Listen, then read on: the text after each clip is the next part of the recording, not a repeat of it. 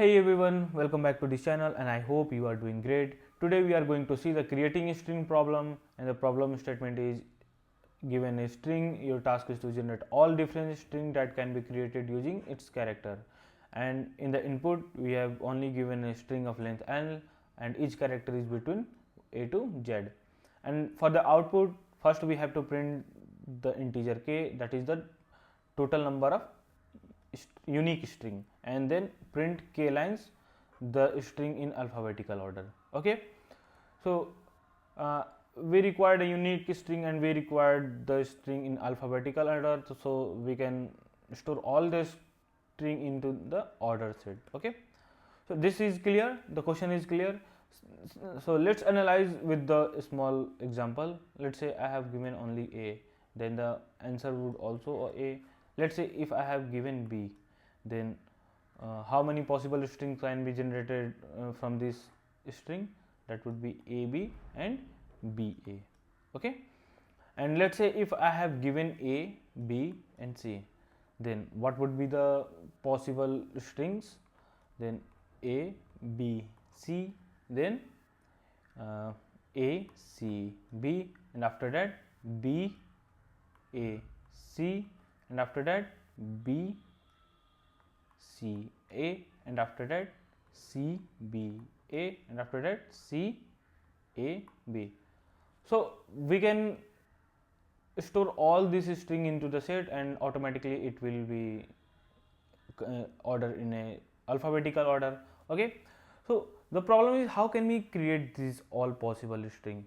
Okay, so in my approach I recursively swap two indexes and I store the modified string into the set, and after that we track back to the original string by swapping again with the two character. Okay, so how can we do this? So let's say if I have string ABC. Okay, so I initialize a index variable starting from 0 and I have length n. I have a string that is ABC. Okay, so what should I can do? So let's say if I have ABC at this stage my IDX is 0, then first of all I initialize an extra iterator starting from, let's say I is my extra iterator starting from IDX and go for I is less than n and n is the length of the string. Okay, so let's say my IDX is 0. Okay, so what should we can do? And my I is also 0. Okay, so I can swap with myself ABC and increase my IDX by 1. So now my IDX is 1. At this stage my IDX is 1. Okay, now my IDX is 1, and again in this recursive call I initialize my I with I equal to 1. Then I just swap with myself and get a string of ABC after swapping. Then my IDX is 2. So in my base case, if my IDX is equal n minus 1, I just store this string. Okay, after that I swap back to get to the previous string. So I again swap with myself and get back to the previous string, and then increase my iterator to I equal to 2. Okay, and then swap these two indexes, that is the swap between, I always swap between IDX str and str of I. Okay, when I am swapping these two character, then I got A, C, B. Okay, and my IDX would become 2, and when my IDX would become 2, I just store this string and get back to the previous string. After completing all the recursive call for the I equal to 1, I get back, I again swap with myself, that is B swap with B, and again go back to the IDX equal to 0. Then again my iterator would become I equal to 1, and I just swap with these two indexes. Then what the string would become? Then B, A, C. Okay, now my IDX is at 1 and my iterator is also at 1. Now I am swap with 1 and 1, then I also got B, A, C, and my IDX would become 2. Okay, and when my IDX would become 2, I just store this string, and after that I track back with the previous string, swap and track back with the previous string. Now my iterator would become 2. When my iterator would become 2, I just swap these two elements and get the new string as B, C, A, and then my IDX incremented by 1, and again I store this string. After that I track back with I swap and track back with the previous string, and also my iterator is completed. So I again swap with these two string and track back with the original string, and after that my iterator would become I equal to 2. Then again I swap these two element, and my updated string would be C, B, A. Okay, now my IDX is 1 again, and my iterator is 1 again. So, and I swap B with B and get the new string C, B, A, and my IDX would become 2, and after that I just store this string into the set and trace back to the previous string. Again my iterator would be incremented and I equal to 2, and just swap these two character, and I got C, A, B, and my IDX would be 2. And again when my IDX would be 2, I just store this string. By doing this I can created my all possible string formed from A, B, and C, and after storing all these string into the set, it will automatically get stored by alphabetically increasing order. Now coming to the time complexity, let's say P is the total permutation number created by a string of length n, and what is the permutation of a string length? That will be n factorial. So the overall time complexity would be n factorial log P, n factorial for the permutation, and y log P. At each time we storing a string into the set, and that will take the insertion time would be log P. So the overall time complexity is big O of n factorial log P. Okay.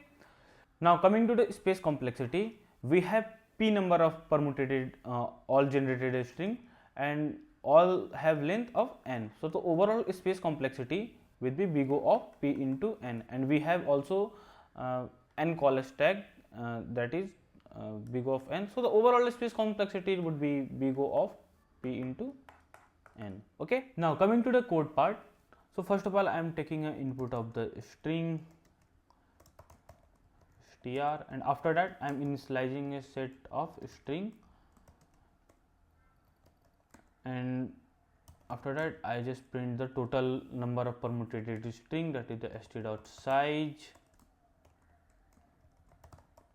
and after that I just first of all I just call my function call and initialize a IDX from 0 and str and st, passing my string and set.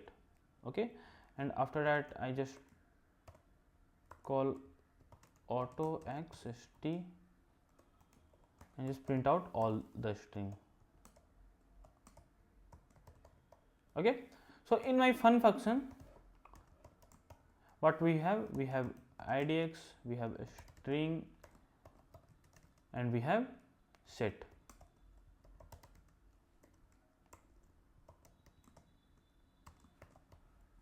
Okay, so first of all I am writing my base case, that is if IDX is equal to n minus str dot size minus 1, then I have to insert the string into the set, then st dot insert str, and after that return from here. Okay, and if my IDX is not equal to the str dot size minus 1, then I just initialize an iterator str dot size I plus plus, and I initialize my iterator from IDX. Okay, so what happening over here? So first of all I am swap with str idx str with I. Okay, after swapping I just take a recursive call, that is fun, and id I increment my idx and str and st. Okay, after that I trace back to the original string, that is str idx and str I. Okay, now how this function is worked? First of all, initialize idx from 0, and after that it takes if the size -1 is equal to idx or not, and if not, it initialize an iterator. So first of all, the iterator is the equal to the idx. So first of all, it swap it with itself and take a recursive call with incremented idx by 1, then again swap with itself and again swap with itself. Then after tracing back, the iterator became 1 greater than the idx. Then after that it swipe, yeah, iterator became 1 more than the idx. Then it swap 2 indexes between them, and when the idx will become the size of size -1, then it will also store this string. Also same for the idx equal to 0 and same for the idx equal to 1. Just at the first time it swap with itself, after that it swap with the iterator. Okay, and whenever the idx will become n-1, then it will store we will store the into the set. Okay, so after that we just have to run this code and check if it is working or not, and now it is working fine. Okay, for this test case the total strings are 20. Yeah, 20. Okay, now my code is running fine. Let's try to submit this code and check if it is accepted or not.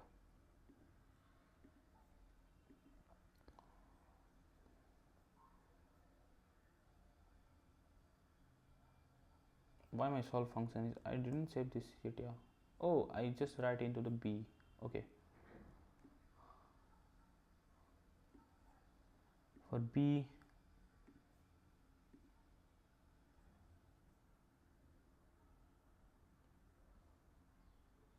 okay, now it is accepted. So if you like this approach and if you want more, then please like this video and subscribe to this channel. And if you have a better approach and if you have any query or suggestions, then kindly reach out into the comment section. So bye bye and let's code.